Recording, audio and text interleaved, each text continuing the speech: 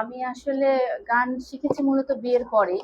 তো আমি যে পরিবারে এসেছি এই জন্য তা অসংখ্য ধন্যবাদ আমার শ্বশুরমশাই খান জিয়াউল হক এবং আমার হাজবেন্ড। ওনারা না থাকলে আসলে আমি কতটুকু গান জানি আমি জানি না, বা আমি এদেরকে কতটুকু শিখিয়েছি আমি জানি না, বরং প্রতিদিনই আমি ওদের কাছ থেকে শিখছি।